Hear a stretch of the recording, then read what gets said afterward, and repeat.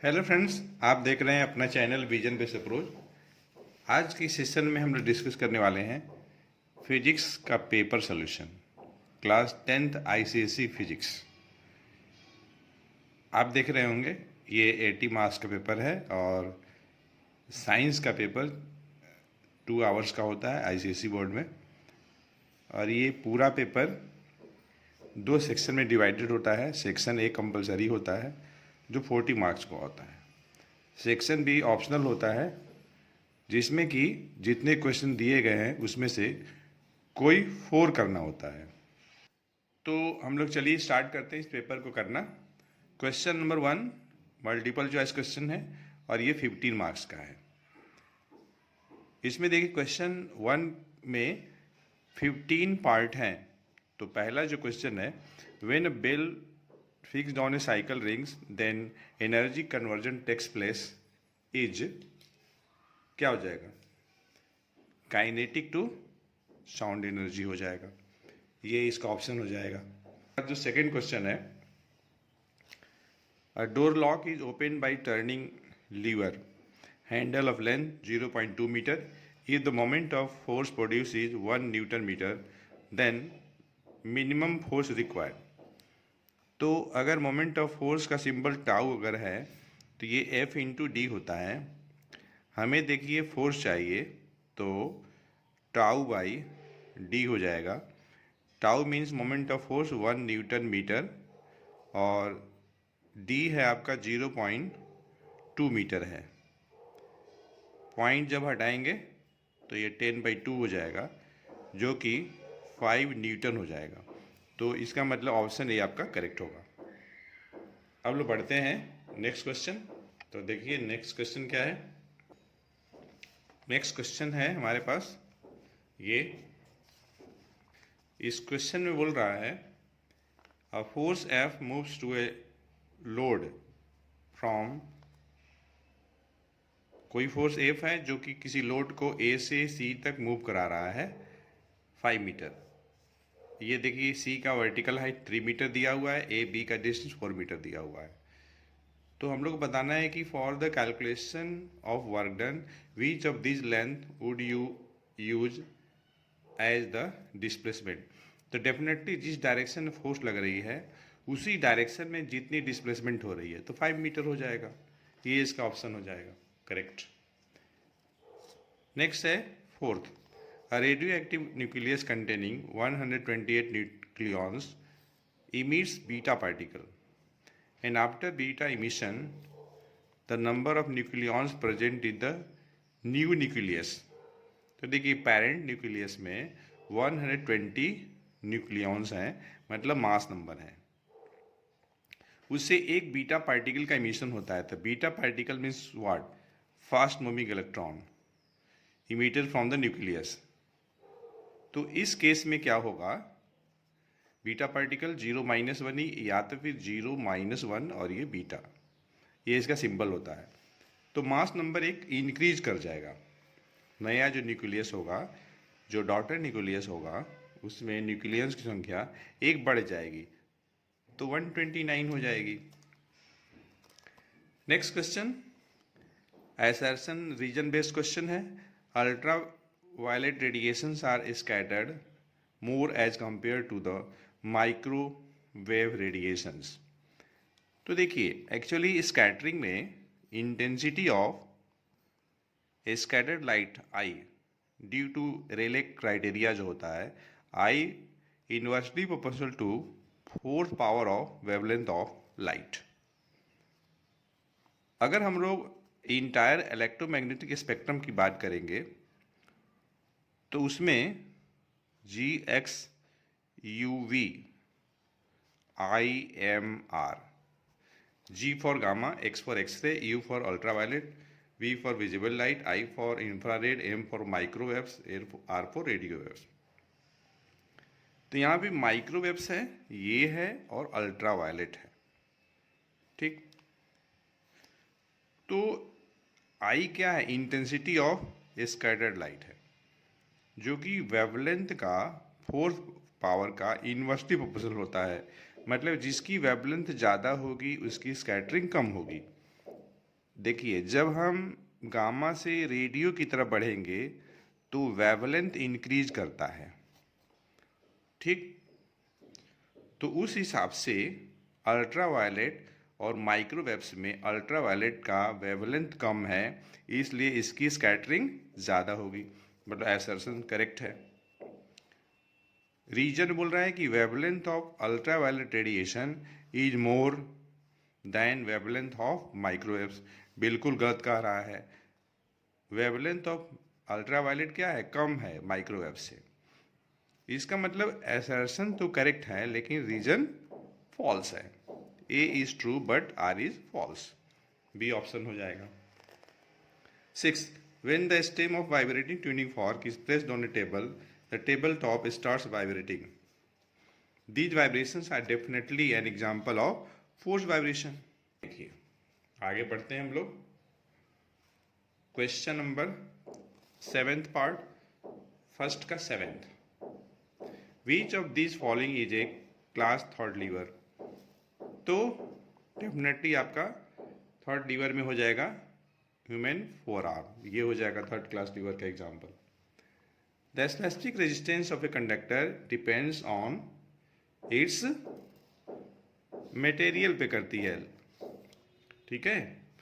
Length, area of cross section, radius पे resistance करता है, स्पेसिफिक रेजिस्टेंस नहीं।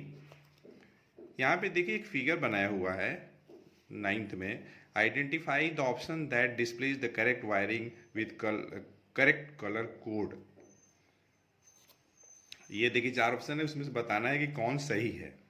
तो देखिए, चाहे स्विच हो चाहे फ्यूज हो, वो हमेशा लाइव में लगेगा, ठीक।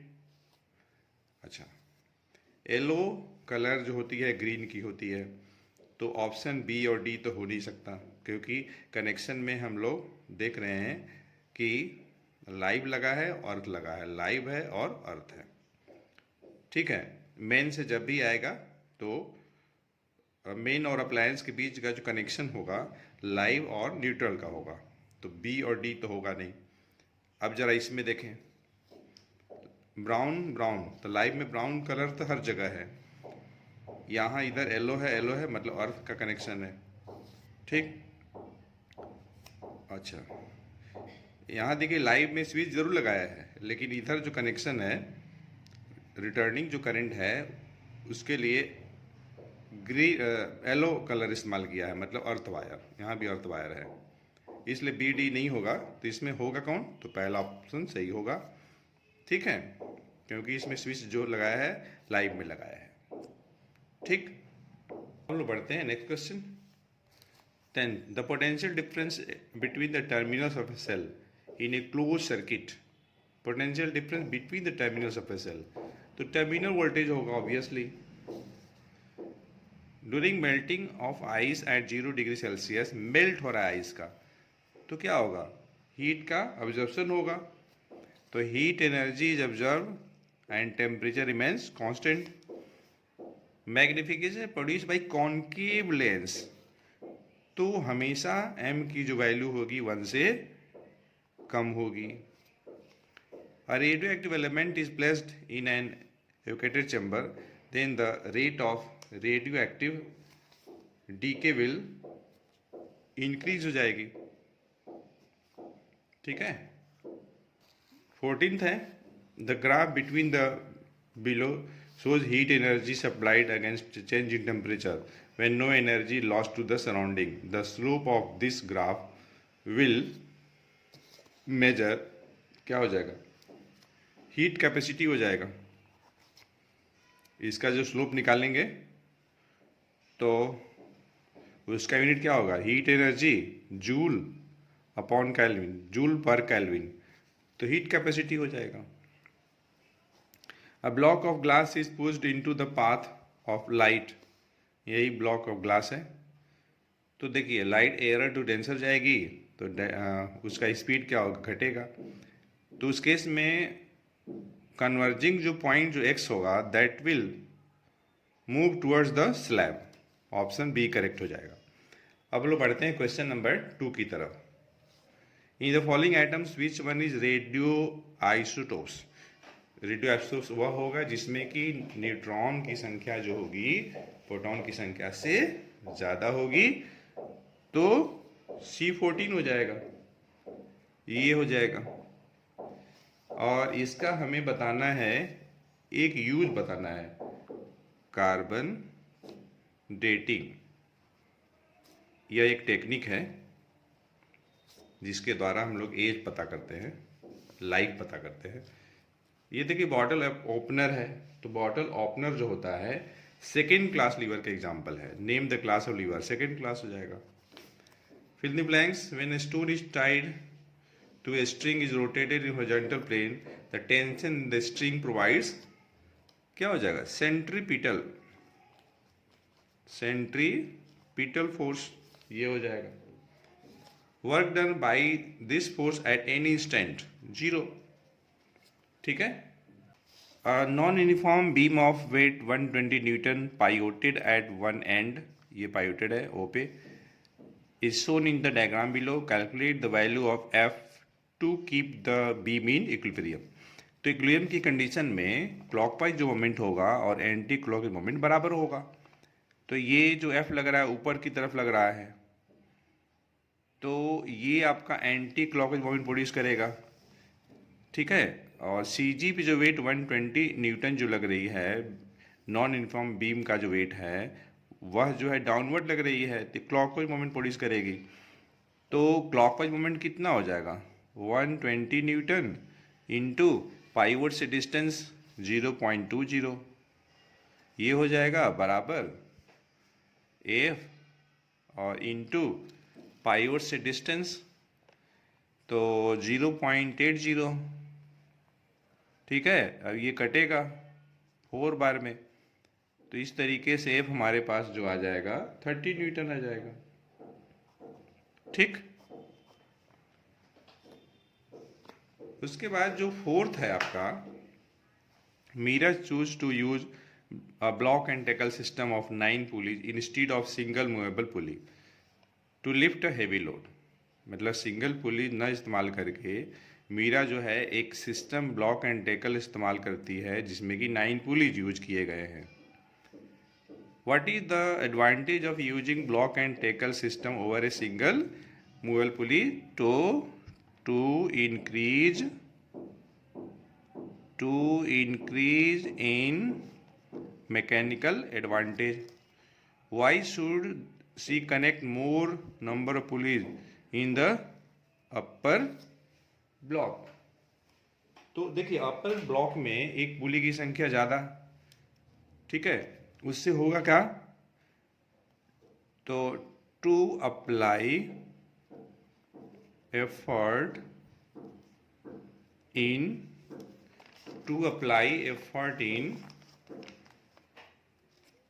convenient direction या in downward direction, ठीक है।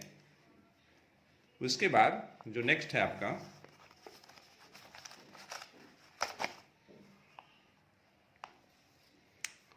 Downward direction. Sumit does 600 joule of work in 10 minutes. Amit does 300 joule of work in 20 minutes. Calculate the ratio of power developed. ठीक है। PS S for Sumit and A for Amit. PS upon PA.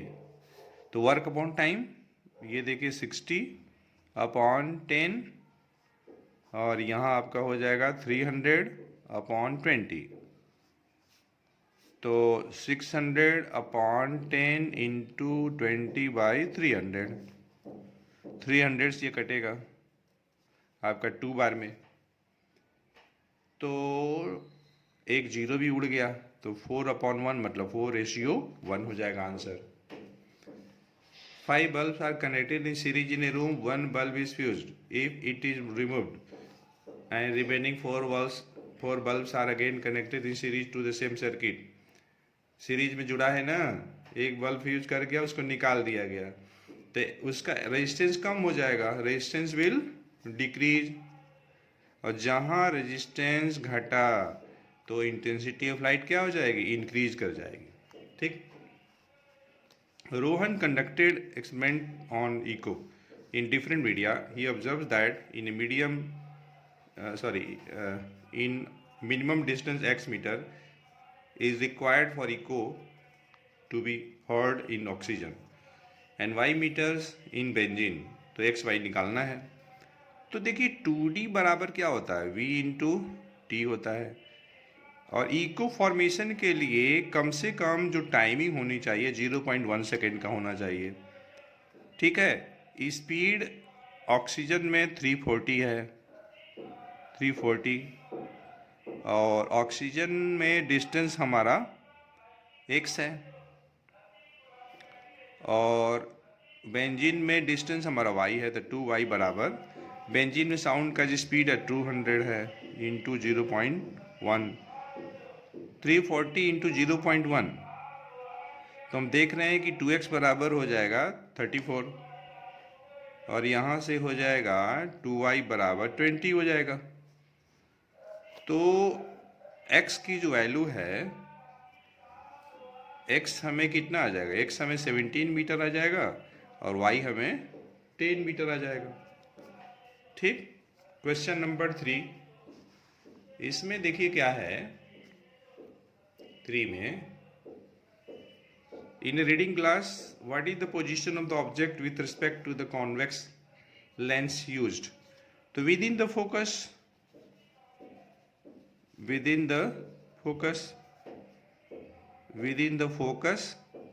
or we can say between optical center and f. Why can we not use concave lens for the same purpose? हमें तो reading glass चाहिए ना, तो reading glass ही जो है, जो कि magnifying glass होती है, मैग्नीफाइंग ग्लास होती है। ठीक है। और जो कॉन्केव लेंस है वो मैग्नीफाइंग ग्लास नहीं है, इसके द्वारा जो इमेज बनती है वर्चुअल तो बनती है, अच्छा एरेक्ट भी बनती है, लेकिन डिमिनिश्ड बनती है, छोटी बनती है। और रीडिंग ग्लास में मैग्नीफाइंग इमेज ऑब्टेन होता है। इमेज की जो साइज होती है ऑब्जेक्ट की साइज से बड़ी होती है, इसलिए हम लोग ये रीडिंग ग्लास के रूप में कॉन्केव लेंस को प्रेफर नहीं करते हैं या यूज नहीं करते हैं। सेकेंड पार्ट में है, a fuse is rated 5 ampere, can it be used with geyser rated 1540 watt to 20 volt. ये पावर दिया है और ये आपका वोल्ट दिया है। तो आप क्या करिए, आई निकाल लीजिए। तो आई कैसे निकालेंगे, आई बराबर P बाई वी। P है आपका 1540 अपॉन 220, तो डेफिनेटली ये 7 एम्पियर आ जाएगा। ये जो इन्फॉर्मेशन है पावर रेटिंग के आधार पे जो आई सेफ जो आएगी 7 एम्पियर आएगी। तो फ्यूज आप जब भी लगाएंगे तो 7 एम्पियर से ज़्यादा की लगाएंगे, इसलिए 5 एम्पियर वाली फ्यूज नहीं लगेगी। Third part, state 2 factors affecting the speed of rotation of the coil in DC motor. तो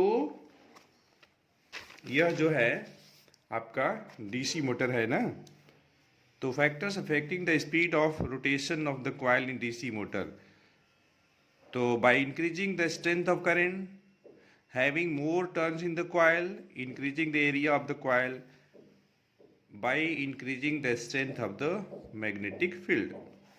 ठीक। How much heat is required to convert 500 gram of ice at 0 degree Celsius to water at 0 degree Celsius? The latent heat of fusion दिया हुआ है, केवल हमें 500 ice को melt कराना है वाटर में सेम टेम्परेचर पे। तो ठीक है, आप जो है Q बराबर ml लगा लीजिए।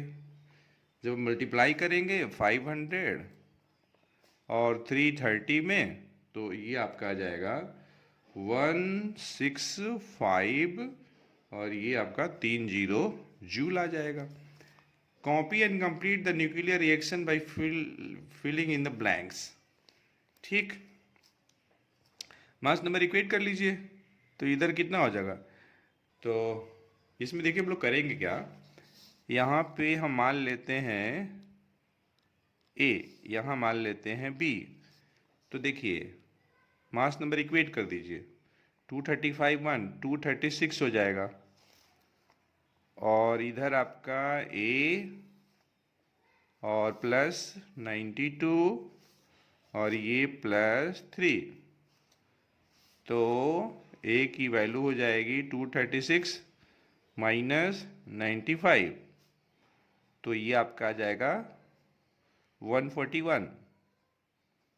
141 ए की वैल्यू हो जाएगी। एटॉमिक नंबर इक्वेट कर दीजिए, तो 92 प्लस 0 92 आ जाएगा, 56 और ये प्लस बी। ठीक है, तो b इजकल टू आपका 36 आ जाएगा। ठीक, चलो बढ़ते हैं क्वेश्चन नंबर 4 की तरफ।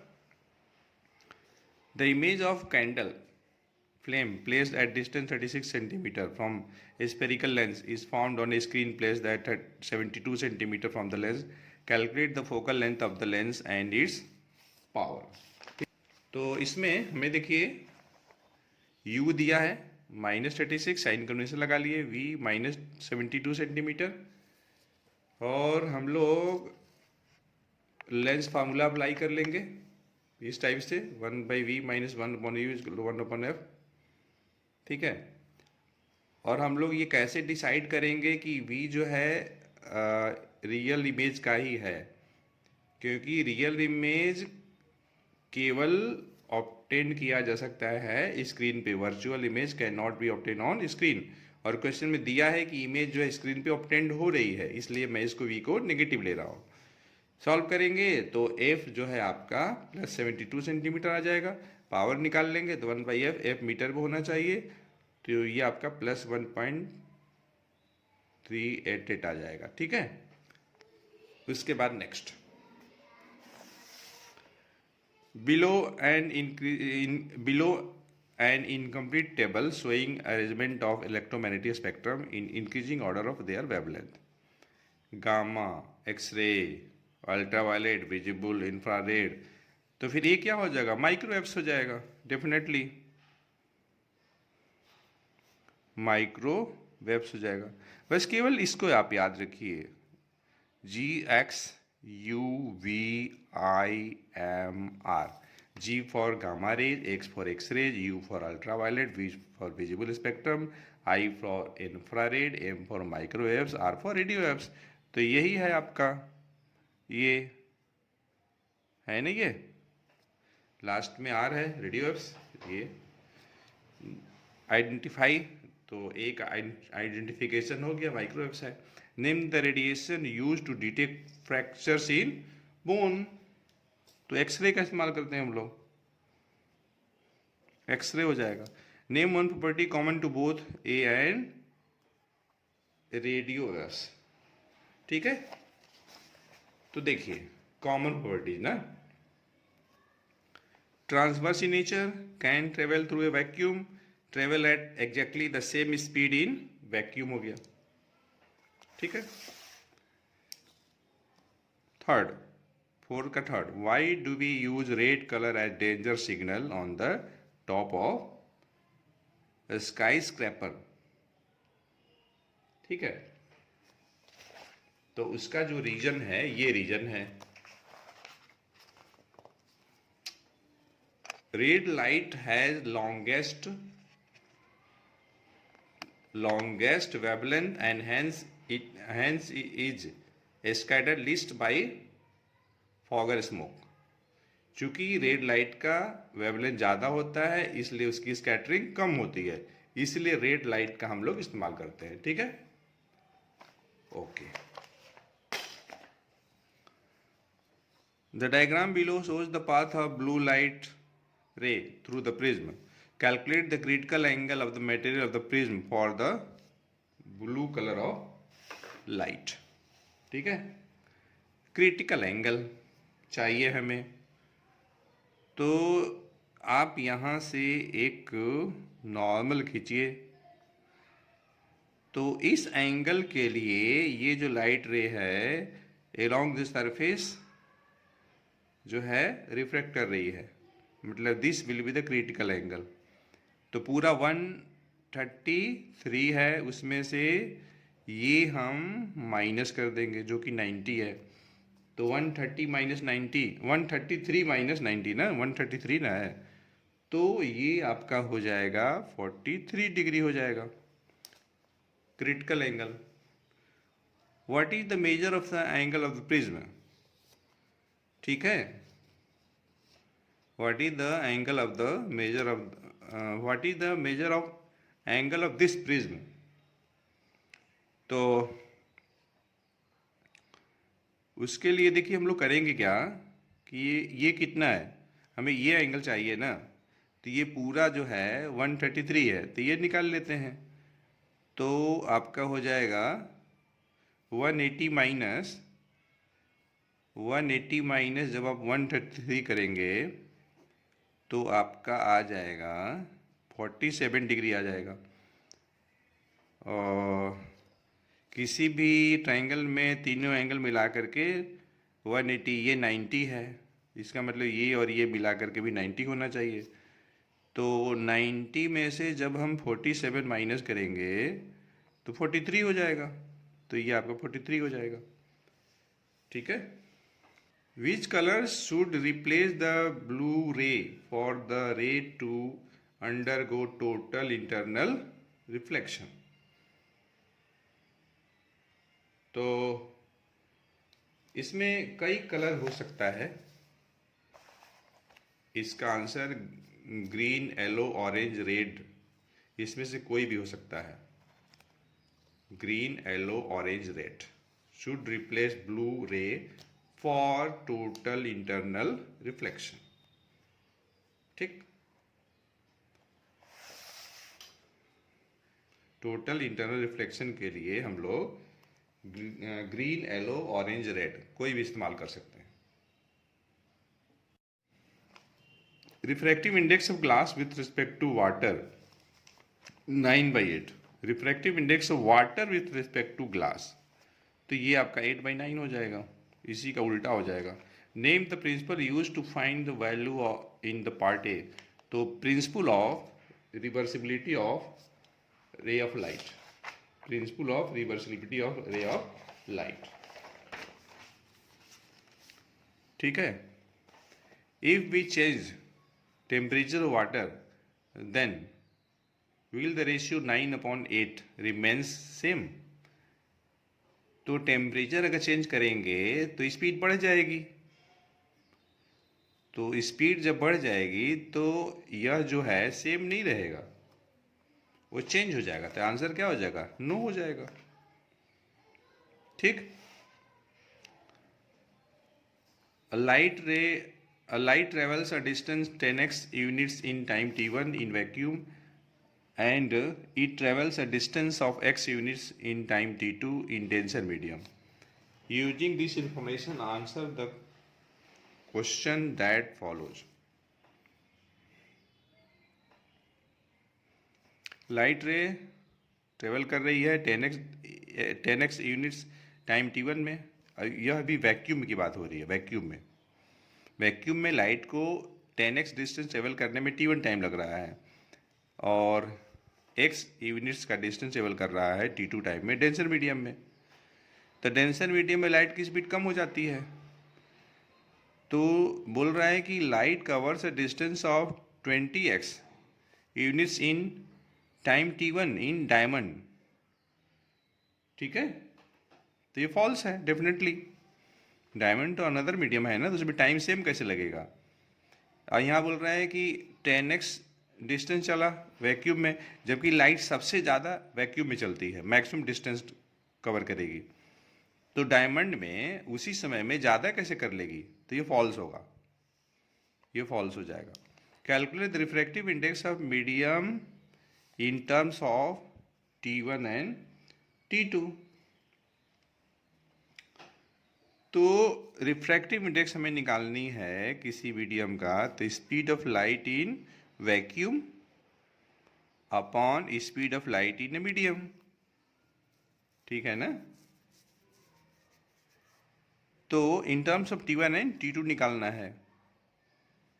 तो स्पीड मतलब क्या है, अभी वैक्यूम में डिस्टेंस 10x है, टाइम T1 है, और उसमें कितना है डिस्टेंस, x डिस्टेंस है मीडियम में। तो इसका जो आंसर है आ जाएगा 10T2 अपॉन T1 आ जाएगा। ठीक है। मोनोक्रोमेटिक रे of light is incident on equilateral prism placed in minimum deviation position with an angle of 45 degree as shown in the diagram. Copy the diagram and complete the path of ray of PQ. ठीक है, ऐसे minimum deviation में है ना, तो यह जो होगी रिफ्रैक्टेड रे इस बेस की पैरेलल होगी और ये ऐसे निकल जाएगी। ठीक है, बस फर्क ये है कि जितना एंगल ये है आई, उतना ही एंगल ये एंगल ऑफ इमरजेंस भी हो जाएगा in the case of minimum deviation. बस यही है, तो ये भी 45 हो जाएगा। State two factors on which angle of deviation depends. तो एंगल ऑफ डेविएशन डेल्टा जो डिपेंड करेगा एंगल ऑफ इंसिडेंस पे करेगा, एंगल ऑफ प्रिज्म पे करेगा, ठीक है, मटेरियल पे करेगा, मटेरियल पे करेगा, मटेरियल और कौन सा कलर का लाइट इस्तेमाल हो रहा है, कलर और वेवलेंथ ऑफ लाइट पे करेगा। Define the centre of gravity. ठीक है, hollow ice cone has height 6 centimeter. Where is the position of center of gravity from broad base? Will its position change when it is filled with completely with honey? Yes or no? तो बिल्कुल करेगा। ठीक है, किसी भी system का CG क्या है, किसी सिस्टम का ऐसा पॉइंट है, it is the point where entire weight of an object is suppose to act, ये बोल सकते हैं, या तो फिर it is such point about which sum of moments of weights of the particle constituting the body should be zero.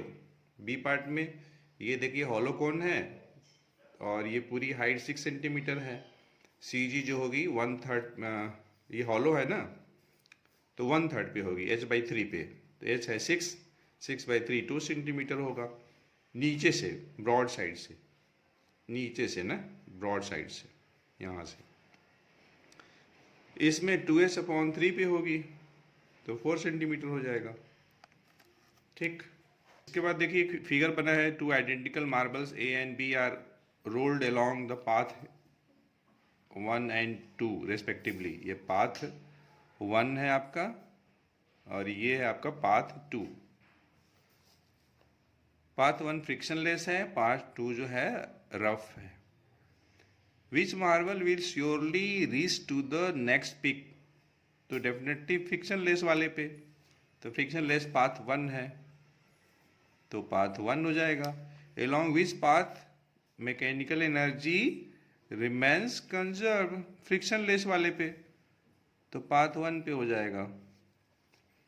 Along which path law of conservation of energy obeyed, ये भी होगा पाथ 1 हो जाएगा। 2 पुली दिया हुआ है, copy and complete the level diagram connecting the 2 pulleys with a tackle to obtain velocity ratio.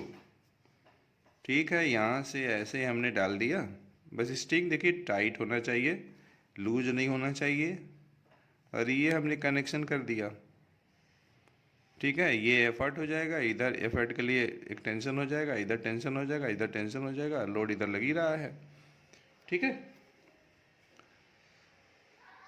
Mechanical advantage, अच्छा velocity ratio 2 है तो मैकेनिकल एडवांटेज बराबर वेलोसिटी रेशियो इनटू एफिशिएंसी हो जाएगा। तो वेलोसिटी रेशियो आपका 2 है और ये 80% है, मतलब 0.8, तो 1.6 हो जाएगा, है ना। मैकेनिकल एडवांटेज बराबर होता है लोड अपॉन एफर्ट। हमें चाहिए एफर्ट चाहिए, तो लोड बाय मैकेनिकल एडवांटेज हो जाएगा। लोड कितना है, तो 48 है, 48 kgf अपॉन 1.6, पॉइंट हटा दीजिए, तो ये हो जाएगा आपका 480/16, तो आपका आ जाएगा 30 kgf, 30 kg एफर्ट लगेगा। ठीक है, उसके बाद है 7, name the waves used in Sonar. Definitely ultrasonic waves, ultrasonic waves हो जाएगा। यहाँ पे देखिए क्वेश्चन है इको का, बहुत ही बेहतरीन क्वेश्चन है।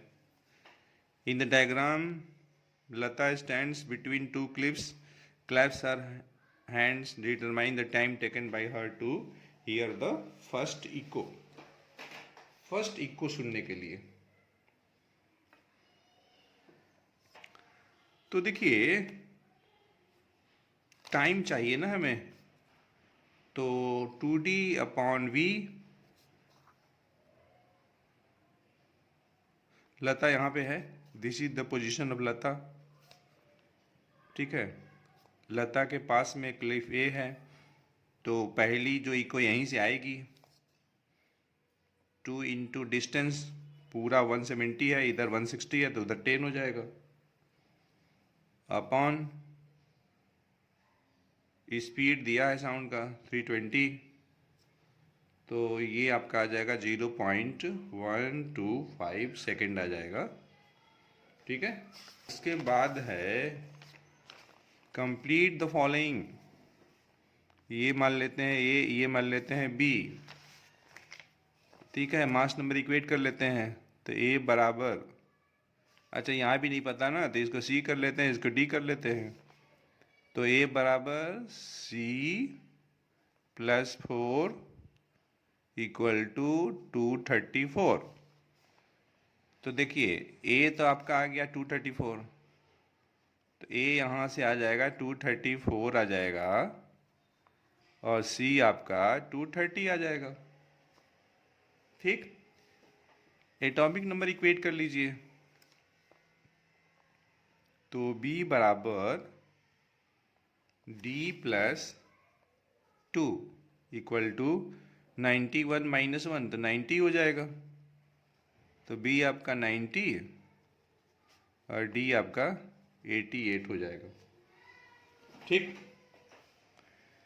Uranium is available in 2 forms, U-235, U-238, which of the 2 isotopes is more फिजनेबल। Definitely 235 होगा।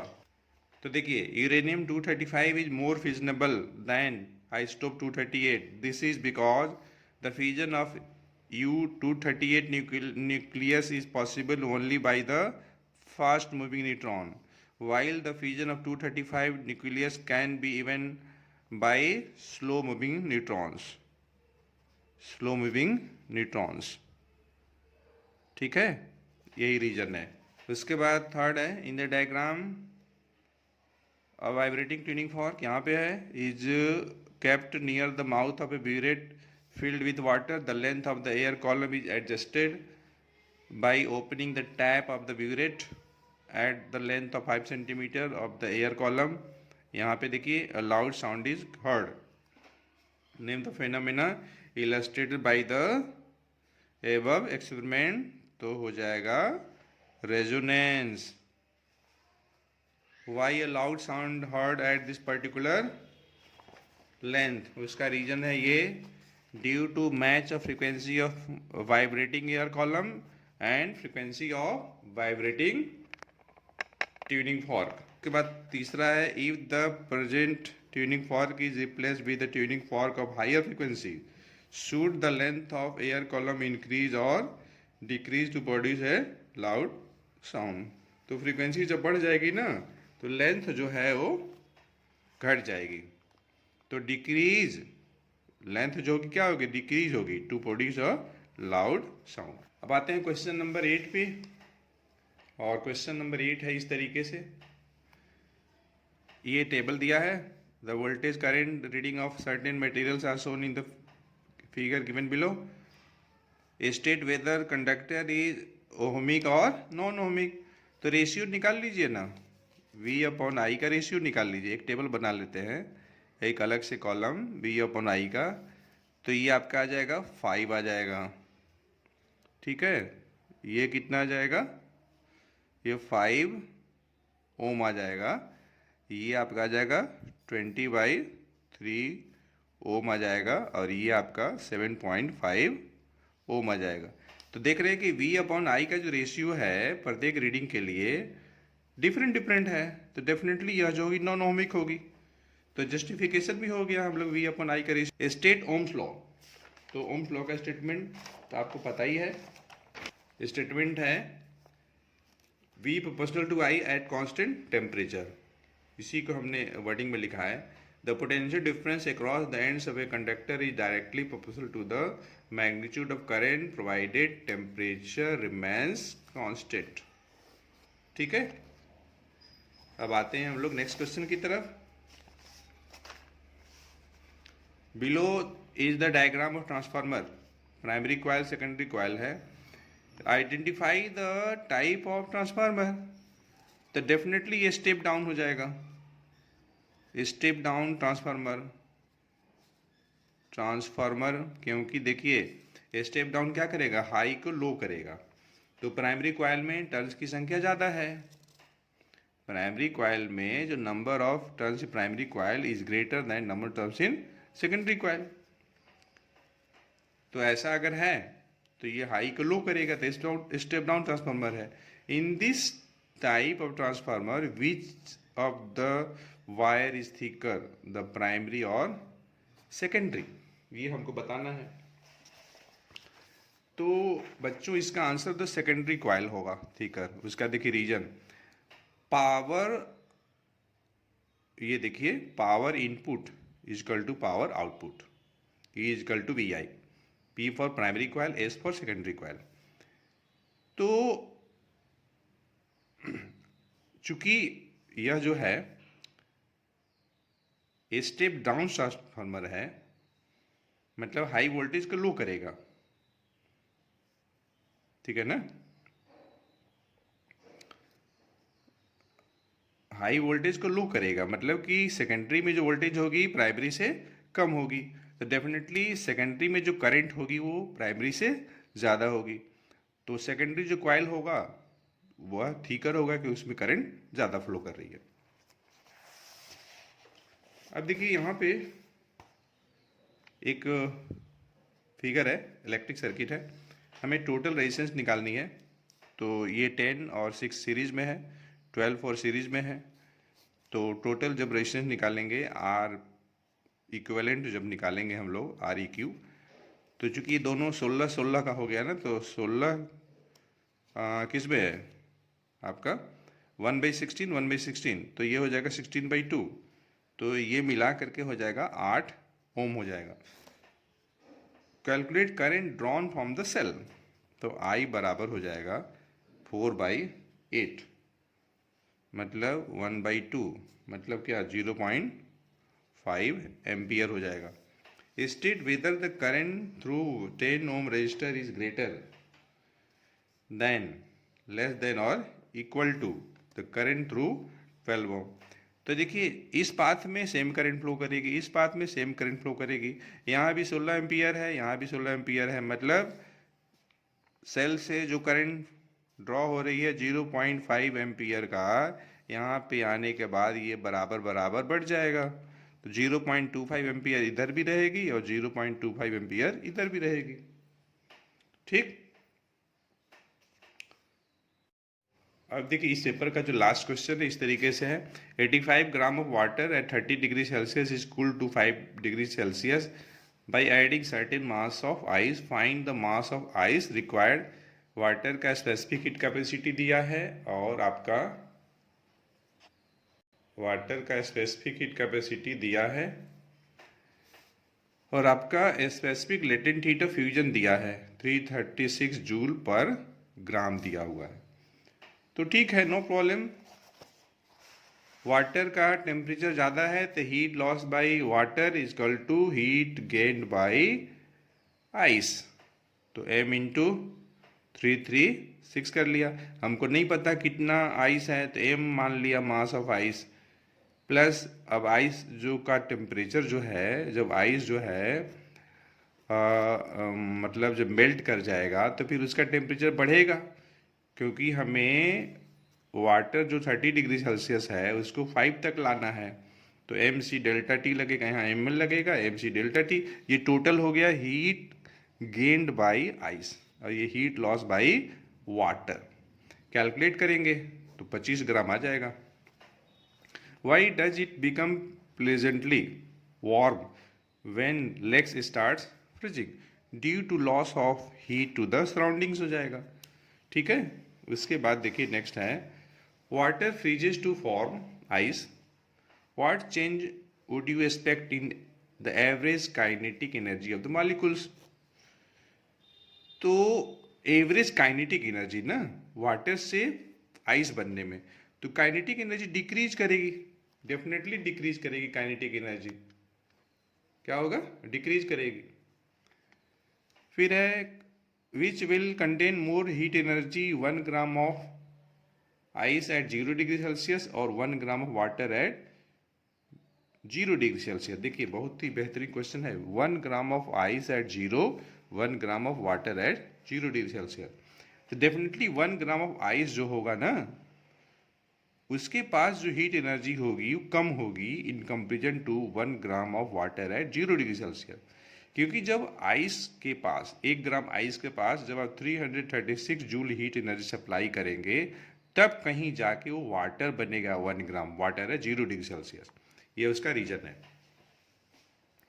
ठीक है।